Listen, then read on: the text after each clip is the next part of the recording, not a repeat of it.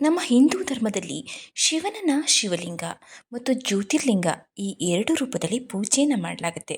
ಶಿವಲಿಂಗಕ್ಕೂ ಮತ್ತು ಜ್ಯೋತಿರ್ಲಿಂಗಕ್ಕೂ ಸಾಕಷ್ಟು ವ್ಯತ್ಯಾಸಗಳಿವೆ. ಸ್ನೇಹಿತರೆ, ಜ್ಯೋತಿರ್ಲಿಂಗ ಮತ್ತು ಶಿವಲಿಂಗದ ನಡುವೆ ಅನೇಕ ವ್ಯತ್ಯಾಸಗಳಿವೆ. ಜ್ಯೋತಿರ್ಲಿಂಗ ಅಂದರೆ ಏನು? ಜ್ಯೋತಿರ್ಲಿಂಗ ಯಾವುವು? ಭಾರತದಲ್ಲಿ ಜ್ಯೋತಿರ್ಲಿಂಗಗಳು ಎಷ್ಟಿವೆ ಅಂತ ತಿಳಿದುಕೊಳ್ಳೋಣ. ಜ್ಯೋತಿರ್ಲಿಂಗ ಅಂದರೆ ಪ್ರಥಮವಾಗಿ ಶಿವನು ಜ್ಯೋತಿಯ ಅಂದರೆ ಬೆಳಕಿನ ರೂಪದಲ್ಲಿ ಪ್ರಕಟವಾದ ಸ್ವಯಂಭೂ ಅಂದರೆ ಸ್ವಯಂ ಉದ್ಭವಿಸಿದ ಪವಿತ್ರವಾದ ಶಿವಲಿಂಗವನ್ನೇ ಜ್ಯೋತಿರ್ಲಿಂಗ ಅಂತಾರೆ. ಅಂದರೆ ಶಿವನು ತಾನಾಗಿ ಜ್ಯೋತಿಯ ರೂಪದಲ್ಲಿ ಪ್ರಕಟವಾಗಿ ನೆಲೆಸಿದಂತಹ ಶಿವಲಿಂಗಕ್ಕೆ ಜ್ಯೋತಿರ್ಲಿಂಗ ಅಂತ ಕರೆಯಲಾಗುತ್ತೆ. ಸಂಸ್ಕೃತದಲ್ಲಿ ಜ್ಯೋತಿ ಅಂದರೆ ಏನು? ಪ್ರಕಾಶಮಾನವಾದ, ಮತ್ತು ಲಿಂಗ ಅಂದರೆ ಚಿಹ್ನೆ ಅಥವಾ ಗುರುತು. ಈ ಎರಡು ಪದಗಳನ್ನು ಸೇರಿ ಜ್ಯೋತಿರ್ಲಿಂಗ ಅಂತ ಕರೆಯಲಾಯಿತು. ಶಿವನ ಅನಂತ ಶಕ್ತಿಯನ್ನು ಈ ಜ್ಯೋತಿರ್ಲಿಂಗ ಸಂಕೇತಿಸುತ್ತೆ. ಭಾರತದಲ್ಲಿ ಅತ್ಯಂತ ಪೂಜ್ಯವೆಂದು ಪರಿಗಣಿಸಲಾದ 12 ಜ್ಯೋತಿರ್ಲಿಂಗ ದೇವಸ್ಥಾನಗಳಿವೆ. ಇವು ಶಿವಪುರಾಣದ ಪ್ರಕಾರ ಅತಿ ಉನ್ನತವಾದ ಆಧ್ಯಾತ್ಮಿಕ ಶಕ್ತಿ ಕೇಂದ್ರಗಳು. ಮಾನವ ನಿರ್ಮಿತವಲ್ಲದ ತಾನಾಗಿಯೇ ಉದ್ಭವಿಸಿದ ಲಿಂಗಗಳನ್ನು ಜ್ಯೋತಿರ್ಲಿಂಗ ಅಂತಾರೆ. ಇವನ್ನ ಸ್ವಯಂಭೂ ಅಂತಾನೂ ಕರೀತಾರೆ.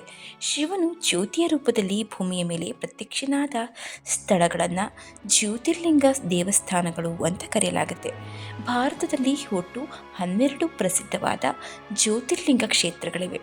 ಅದರಲ್ಲಿ ಕ್ರಮವಾಗಿ ನೋಡ್ತಾ ಹೋದರೆ ಸೋಮನಾಥ ದೇವಸ್ಥಾನ, ಮಲ್ಲಿಕಾರ್ಜುನ ದೇವಸ್ಥಾನ, ಮಹಾಕಾಳೇಶ್ವರ ದೇವಸ್ಥಾನ, ಓಂಕಾರೇಶ್ವರ ದೇವಸ್ಥಾನ, ವೈದ್ಯನಾಥ, ಭೀಮಾಶಂಕರ, ರಾಮೇಶ್ವರ, ನಾಗೇಶ್ವರ, ವಿಶ್ವನಾಥ, ತ್ರಯಂಬಕೇಶ್ವರ, ಕೇದಾರನಾಥ ಮತ್ತು ಗ್ರೀಷ್ಮೇಶ್ವರ ಇವು ಭಾರತದ ಪ್ರಸಿದ್ಧ 12 ಜ್ಯೋತಿರ್ಲಿಂಗಗಳು.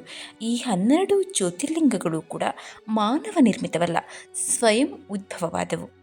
ಇವುಗಳ ಸ್ಮರಣೆ ದರ್ಶನದಿಂದ ಮಾತ್ರ ಪಾಪಗಳು ಕ್ಷಣ ಮಾತ್ರದಲ್ಲಿ ನಾಶವಾಗಿ ಬಿಡುತ್ತೆ, ಮೋಕ್ಷ ಪ್ರಾಪ್ತಿಯಾಗುತ್ತೆ ಅನ್ನೋದು ನಂಬಿಕೆ. ಇವುಗಳನ್ನು ಜೀವನದಲ್ಲಿ ಒಮ್ಮೆಯಾದರೂ ದರ್ಶನ ಮಾಡಬೇಕು ಅನ್ನೋದು ಹಿಂದೂಗಳ ಮಹತ್ವಾಕಾಂಕ್ಷೆಯಾಗಿರುತ್ತೆ.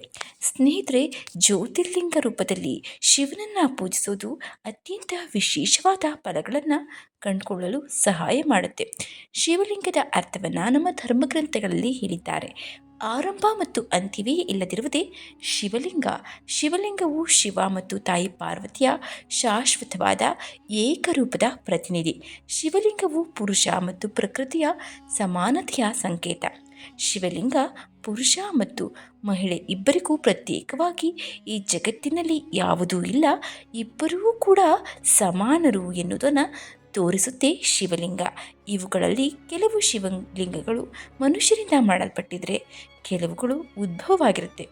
ಅವುಗಳನ್ನೇ ಜ್ಯೋತಿರ್ಲಿಂಗ ಅಂತ ಕರೆಯೋದು. ಸ್ವಯಂ ಶೈಲಿಯ ದೇವಮಾನವನ ಅವತಾರದಲ್ಲಿ ಜ್ಯೋತಿರ್ಲಿಂಗವಿರುತ್ತೆ. ಜ್ಯೋತಿರ್ಲಿಂಗ ಅಂದರೆ ಜ್ಯೋತಿಯ ರೂಪದಲ್ಲಿ ಶಿವನ ಅಭಿವ್ಯಕ್ತಿ. ಸ್ವಯಂ ಶೈಲಿಯಾಗಿದ್ದು ಬ್ರಹ್ಮಾಂಡದ ಕಲ್ಯಾಣಕ್ಕಾಗಿ ಈ ಜ್ಯೋತಿರ್ಲಿಂಗಗಳು ಉದ್ಭವವಾಗಿವೆ. ನಮ್ಮ ಸುತ್ತಮುತ್ತ ಅನೇಕ ಶಿವಲಿಂಗಗಳಿವೆ. ಆದರೂ ಈ ಮೇಲೆ ಹೇಳಿದ 12 ಜ್ಯೋತಿರ್ಲಿಂಗಗಳು ಅತ್ಯಂತ ಶ್ರೇಷ್ಠವಾದ ಜ್ಯೋತಿರ್ಲಿಂಗಗಳು. ಶಿವನೇ ಸಾಕ್ಷಾತ್ ಪ್ರತ್ಯಕ್ಷನಾದ ಸ್ಥಳಗಳು. ಹಾಗಾಗಿ ಈ ಒಂದು ಜ್ಯೋತಿರ್ಲಿಂಗ ದರ್ಶನ ಮಾಡೋದ್ರಿಂದ ಸಕಲ ಪಾಪ ಕೂಡ ಕಡಿಯುತ್ತೆ. ಭೂಮಿಯ ತಳ ಉಳಿದಿದೆ ಮತ್ತು ಅದಕ್ಕಾಗಿಯೇ ಅದು ತನ್ನ ಅಕ್ಷದ ಮೇಲೆ ತಿರುಗುತ್ತದೆ ಹಾಗೂ ಭೂಮಿಯ ಮೇಲೆ ಜೀವಿಗಳು ನೆಲೆಸಿವೆ ಅಂತ ಹೇಳಲಾಗುತ್ತೆ 12 ಜ್ಯೋತಿರ್ಲಿಂಗಗಳು ಇರುವುದರಿಂದ. ಸ್ನೇಹಿತರೆ, ಹೀಗೆ ಜ್ಯೋತಿರ್ಲಿಂಗ ಅತ್ಯಂತ ಶಕ್ತಿಶಾಲಿಯಾಗಿ ಭೂಮಿಯ ಮೇಲೆ ಮಾನವ ಕುಲವನ್ನು ಉದ್ಧಾರ ಮಾಡ್ತಾ ಇದೆ.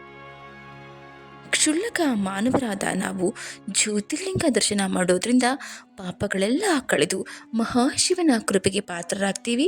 ಇಷ್ಟೇ ಅಲ್ಲದೆ ಮೋಕ್ಷವನ್ನು ಪಡಿತೀವಿ. ಸ್ನೇಹಿತರೆ, ಈ ವಿಡಿಯೋ ನಿಮಗೆ ಇಷ್ಟವಾಗಿದ್ದರೆ ಓಂ ನಮಃ ಶಿವಾಯ ಅಂತ ಕಮೆಂಟ್ ಮಾಡಿ. ಈ ಮಾಹಿತಿ ನಿಮಗೆ ಸಹಾಯಕವಾಗಿದೆ ಅನಿಸಿದ್ರೆ ಇತರರಿಗೂ ಶೇರ್ ಮಾಡೋದನ್ನು ಮಾತ್ರ ಮರೆಯಬೇಡಿ. ಹಾಗೆ ಒಂದು ಲೈಕ್ ಕೊಟ್ಟರೆ ನಮಗೆ ಇನ್ನಷ್ಟು ಪ್ರೋತ್ಸಾಹದಾಯಕ ವಿಡಿಯೋಗಳನ್ನು ಮಾಡಲು ನೀವು ಪ್ರೋತ್ಸಾಹಿಸಿದಂತೆ ಆಗುತ್ತೆ. ಧನ್ಯವಾದ.